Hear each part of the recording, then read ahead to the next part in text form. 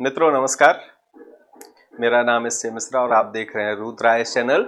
और आज हम बात करते हैं पुलिस विभाग में पदों की क्या रैंकिंग होती है और रैंक के हिसाब से पदनाम क्या होता है।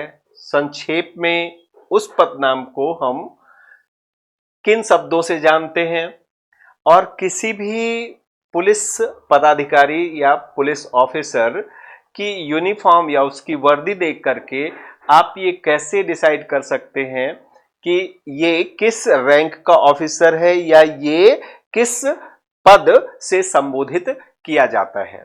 यही आज का हमारा विषय है। तो आइए कंटिन्यू करते हैं। हम सबसे पहले मैं हायरार्की की बात करूंगा। तो देखें, ये हायरार्की है, ये पद सोपान है। सबसे ऊपर होता है डीजीपी, जो पूरे प्रदेश या पूरे प्रांत या पूरे राज्य के लिए, पूरे स्टेट के लिए पुलिस विभाग का मुखिया होता है, जिसे हम कहते हैं director general of police. Director general of police कहते हैं। आफ्टर दैट इसके जो नीचे आते हैं वो होते हैं इंस्पेक्टर जनरल ऑफ पुलिस या आईजी कहते हैं। आईजी क्या होता है? आईजी जोन का इंचार्ज होता है। एक प्रदेश को कई जोन में बांटा जाता है, पुलिस जोन में बांटा जाता है और हर एक जोन का एक ऑफिसर होता है जिसे हम आईजी कहते हैं। जोन के नीचे रेंज होता है। ओके, एक जोन के नीचे कई रेंज होते हैं। रेंज का जो प्रभारी होता है उसे डीआईजी कहते हैं। डीआईजी के आईजी के नीचे डीआईजी होता है और डीआईजी मतलब deputy inspector general of police. इसके बाद फिर रेंज में क्या होता है? रेंज में होते हैं जिले। जिले का जो हेड होता है उसे सुप्रिंटेंडेंट ऑफ पुलिस यानी एसपी कहते हैं। ओके, और अगर जिला बड़ा हो तो उसे एसएसपी कहते हैं यानी सीनियर सुप्रिंटेंडेंट ऑफ पुलिस कहते हैं, एसएसपी कहते हैं। फिर जिले में नगर की व्यवस्था अलग होती है यानी अर्बन पुलिसिंग अलग होती है और रूरल पुलिसिंग अलग होती है। रूरल पुलिसिंग में जो किसी तहसील स्तर पर यानी जिसको यहां पुलिस विभाग में डिवीजन कहा जाता है या अनुभाग कहा जाता है, अनुभाग के स्तर पर एसडीओपी होता है। ओके, ग्रामीण क्षेत्र में, और नगरीय क्षेत्र में उसे सीएसपी के नाम से जाना जाता है। ओके, इसके बाद जो होता है एसडीओपी या सीएसपी के नीचे अगर हम बात करें तो क्या होता है? इसके बाद होता है थाना। थाने का इंचार्ज जो होता है एसएचओ कहलाता है या टीआई कहलाता है। और टीआई के नीचे होती है चौकियां। टीआई के अंडर में कई सारी चौकियां होती हैं और चौकियों का जो इंचार्ज होता है वो एसआई होता है। और एसआई के नीचे होता है एएसआई और एएसआई के नीचे होता है हेड कांस्टेबल और हेड कांस्टेबल के नीचे होता है कांस्टेबल। तो ये पूरा पद सोपान है। अब देखते हैं फटाफट एक एक करके। तो पहला है डायरेक्टर जनरल ऑफ पुलिस यानी डीजीपी जिसको हम कहते हैं। डायरेक्टर जनरल ऑफ पुलिस या पुलिस महानिदेशक, इनकी जो यूनिफॉर्म होती है, इनकी यूनिफॉर्म में ये जो अपना फ्लैप होता है, कंधे पर फ्लैप लगता है, इधर कंधे पर फ्लैप लगता है, तो ये फ्लैप में आईपीएस लिखा रहता है। एक क्रॉस में एक डंडा होता है। ओके, डंडा छड़ी स्टिक और दूसरे इसको क्रॉस करती हुई एक तलवार होती है। तो ये, और इसके बाद हमारा राष्ट्रीय चिन्ह जो अशोक स्तंभ है, अशोक स्तंभ होता है। ठीक, तो ये तो हो गई इस पद का पद चिन्ह या इस पद की पहचान। डीजीपी के ही यूनिफॉर्म में आपको ऐसा मिलेगा, क्या? एक क्रॉस और उसके ऊपर हमारा नेशनल एम्बलम या अशोक स्तंभ का जो अशोक चिन्ह है वो, और इसके बाद नीचे आईपीएस लिखा हुआ।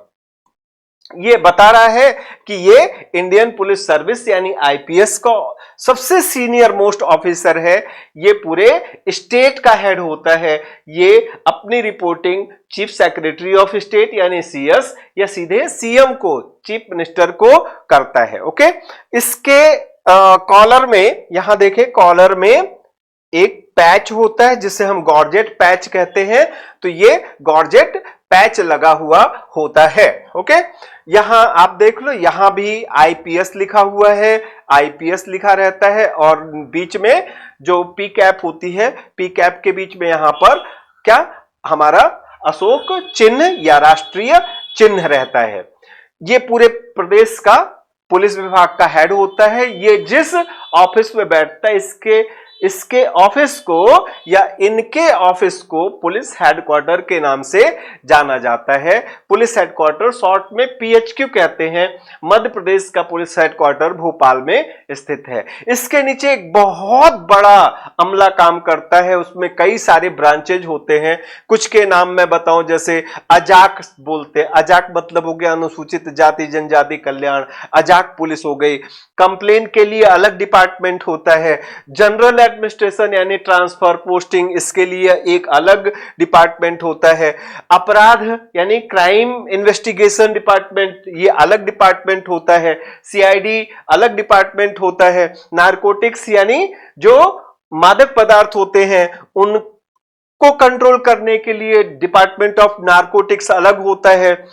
प्लानिंग के लिए अलग होता है। स्टेट रेलवे पुलिस अलग होती है, जिसको आरपीएस बोलते हैं, जिसको आरपीएफ बोलते हैं। इसके अलावा राज्य अपराध रिकॉर्ड ब्यूरो, रिकॉर्ड क्राइम का रिकॉर्ड रखने के लिए इसके अलग होता है। एसएएफ स्पेशल आर्म फोर्स जो होती है, जिसको हमारे मध्य प्रदेश में एसएएफ कहते हैं और यूपी में इसे पीएसी कहते हैं। टेली कम्युनिकेशन के लिए एक अलग डिपार्टमेंट होता है। ट्रेनिंग का पूरा यानी पुलिस कर्मचारियों की कांस्टेबल से लेकर के एसआई से लेकर के और टीआई और डीएसपी, इन सारी की सभी पदाधिकारियों के ट्रेनिंग के लिए, प्रशिक्षण के लिए एक अलग विंग काम करती है।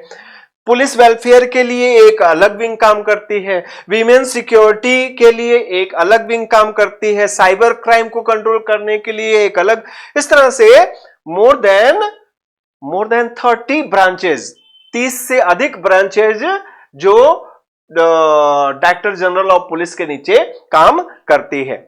आगे देखते हैं, आईजी होता है। आईजी यानी इंस्पेक्टर जनरल ऑफ पुलिस होता है, जो डीजीपी के ठीक नीचे होता है। तो पहले तो हर एक जो मैंने पीछे ब्रांचेज बताई, जो विभाग बताए, पुलिस विभाग के अंदर विभाग, उन विभागों के हेड होते हैं आईजी। और इसके अलावा जैसा मैंने इससे पहले भी जिक्र किया कि आईजी यानी इंस्पेक्टर जनरल ऑफ पुलिस जो होते हैं वो पुलिस जोन के प्रभारी होते हैं। ओके, वर्तमान में मध्य प्रदेश में 10 पुलिस जोन है और आईजी भी आईपीएस अफसर होता है, यानी इंस्पेक्टर जनरल भी भारतीय पुलिस सेवा से नियुक्त किया जाता है। और पुलिस उप महानिरीक्षक यानी डीजीपी से प्रमोशन होकर के ये व्यक्ति आईजी बनता है, इंस्पेक्टर जनरल ऑफ पुलिस बनता है। अगर हम इनके यूनिफॉर्म की फ्लैप की बात करें तो इनका जो पद चिन्ह होता है, पद चिन्ह में आप देखें, जो डायरेक्टर जनरल ऑफ पुलिस यानी डीजीपी है, डीजीपी से कैसे अलग है, तो सिर्फ इतना पोर्शन अलग है। इतना पोर्शन अलग होने का मतलब क्या हो गया कि यहां जहां हमारा राष्ट्रीय चिन्ह था, नेशनल एम्बलम था, नेशनल एम्बलम की जगह यहां एक सिंगल स्टार आ जाता है, एक तारा हो जाता है। तो डीजीपी के फ्लैप में क्या था, यहां आईपीएस लिखा था, यहां पर भी आईपीएस लिखा है, यहां क्रॉस था। किसका क्रॉस? एक डंडा और एक तलवार का क्रॉस, और इसके बाद यहां पर हमारा राष्ट्रीय प्रतीक था। राष्ट्रीय प्रतीक की जगह स्टार आ जाता है, तो डीजीपी से फिर ये आईजी हो जाता है। और आईजी के बाद फिर डीआईजी की बात करते हैं। डीआईजी जो होता है, डीआईजी के यूनिफॉर्म या पद चिन्ह की बात करें तो फिर से देखें, हमारा जो नेशनल एम्बलम है, राष्ट्रीय चिन्ह है, वापस आ गया। और स्टार में क्या हुआ, स्टार में एक की जगह 3 स्टार हो गए, एक की जगह 3 स्टार हो गए, लेकिन वो जो क्रॉस था, क्रॉस हट गया, क्रॉस खत्म हो गया और आईपीएस इनमें है। और ये जो गार्जेट पैच होता है, गार्जेट पैच भी इनके कॉलर पर लगा रहेगा। तो ये कहलाएंगे क्या? डिप्टी इंस्पेक्टर जनरल या पुलिस उप महानिरीक्षक। ये जो पुलिस उप महानिरीक्षक होते हैं ये भी आईपीएस होते हैं और ये एसएसपी से प्रमोट होकर के बनाए जाते हैं, यानी सीनियर सुपरिंटेंडेंट ऑफ पुलिस से प्रमोट होकर के बनाए जाते हैं और रेंज स्तर पर ये पुलिस प्रशासन का देखरेख करते हैं या उसके प्रभारी होते हैं। मध्य प्रदेश में वर्तमान में कुल 11 रेंज हैं। 11 रेंज में मध्य प्रदेश पुलिस को विभक्त किया गया है, बांटा गया है। इसके बाद एसएसपी होता है। सबसे पहले एसएसपी की जो यूनिफॉर्म की बात कर ले तो एसएसपी की यूनिफॉर्म और डीआईजी की यूनिफॉर्म में कुछ खास फर्क नहीं है, बस स्टार एक कम हो गया। क्या हो गया? ये अशोक चिन्ह है, अशोक चिन्ह के बाद यहां जो डीआईजी की स्टार हुआ करती थी उसमें 3 स्टार था, ये 2 स्टार हो जाता है। तो ये 2 स्टार अब इसके नीचे एसपी होगा तो वो बताने की जरूरत नहीं है, उसकी यूनिफॉर्म भी ऐसी ही रहेगी। हां, बस उसमें 1 स्टार और कम हो जाएगा। एसएसपी से नीचे एसपी का 1 स्टार और कम हो जाएगा। और दूसरी इंपॉर्टेंट बात जो है एसएसपी और एसपी में ये होता है कि एसएसपी के कॉलर पर ये गार्जेट पैच होता है, यानी आप देखें यहां से देखें तो क्या डीजीपी के बाद आईजी, आईजी के बाद डीआईजी, डीआईजी के बाद एसएसपी। ये जो 4 पद सोपान है, 4 रैंक है, इन 4 रैंक तक के गार्जेट पैच होता है। इसके बाद एसपी के कंधे पर ये गार्जेट पैच नहीं मिलेगा। जैसा मैंने आपको बताया एसएसपी क्या काम देखता है? बड़े जिलों में, जो बड़े जिले हैं, बड़े जिलों में एसएसपी वही काम करता है जो छोटे जिलों में एसपी का काम होता है।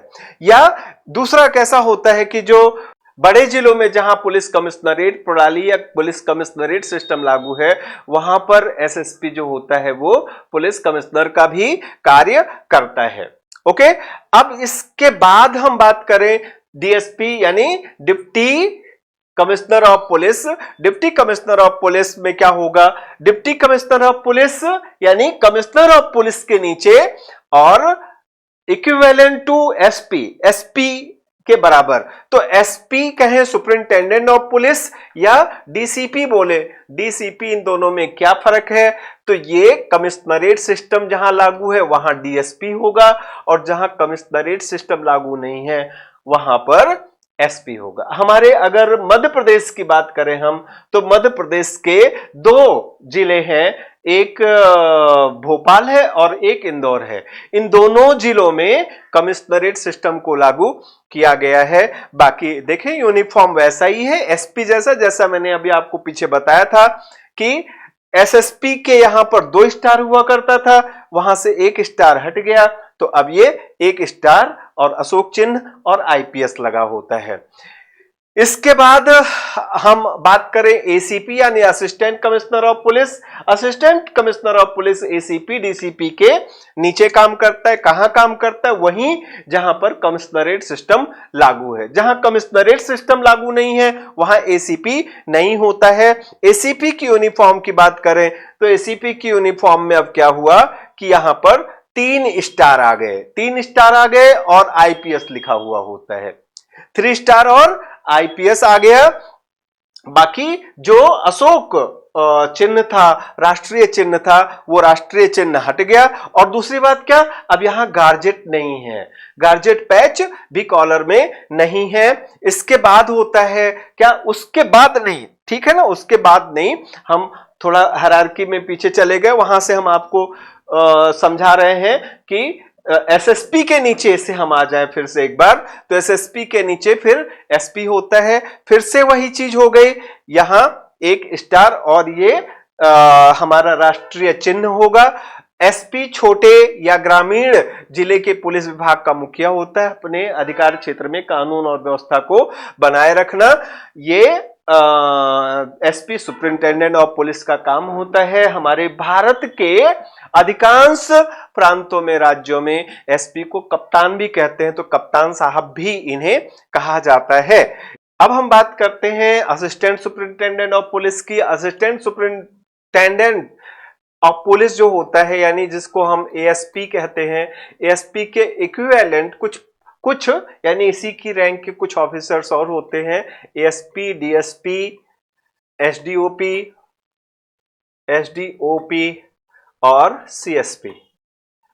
ओके, तो देख लेते हैं एएसपी कब होगा, एसपी के नीचे ही ये सब काम करेंगे। ये चारों के चारों एक जिले में सुपरिंटेंडेंट ऑफ पुलिस यानी कप्तान साहब को ही रिपोर्ट करेंगे, एसपी साहब को ही रिपोर्ट करेंगे, एसपी साहब के ही सबऑर्डिनेट के तौर पर ये सभी काम करेंगे।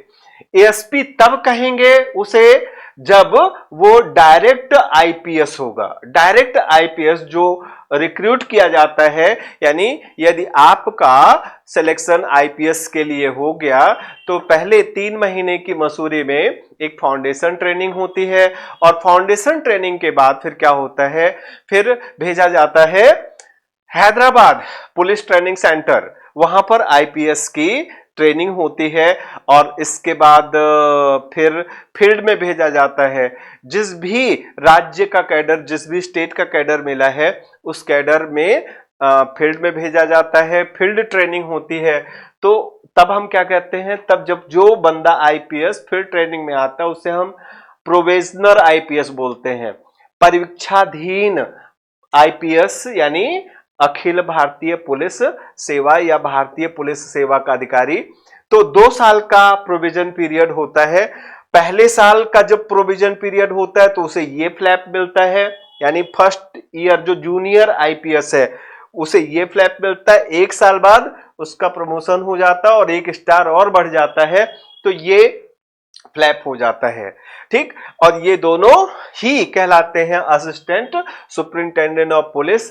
ये किसी सब डिवीजन में प्रभारी बनाए जाते हैं, ये किसी सब डिवीजन में इंचार्ज बनाए जाते हैं।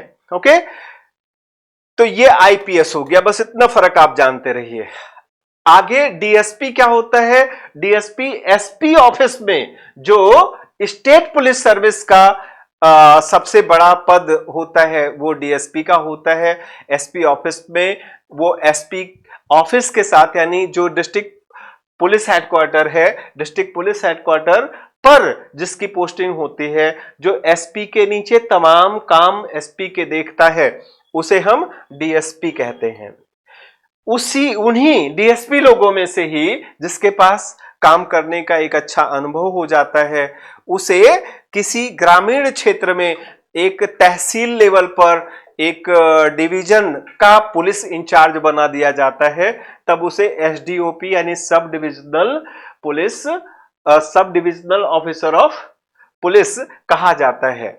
और अगर वही बंदा नगरीय क्षेत्र में यानी शहर में अगर वो किसी डिवीजन का इंचार्ज है तो उसे सीएसपी के नाम से जाना जाता है।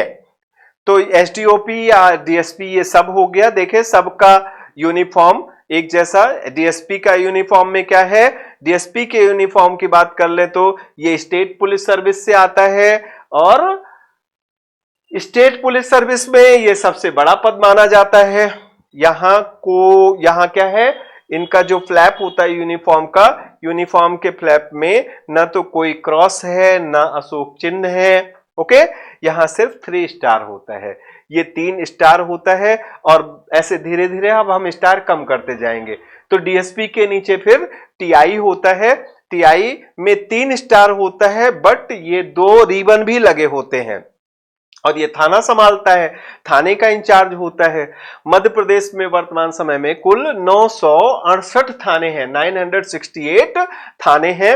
इन्हें थाना प्रभारी भी कहा जाता है, और कई राज्यों में इन्हें एसएचओ भी कहा जाता है, यानी station house officer, station house officer या टाउन इंस्पेक्टर के नाम से भी इन्हें जानते हैं।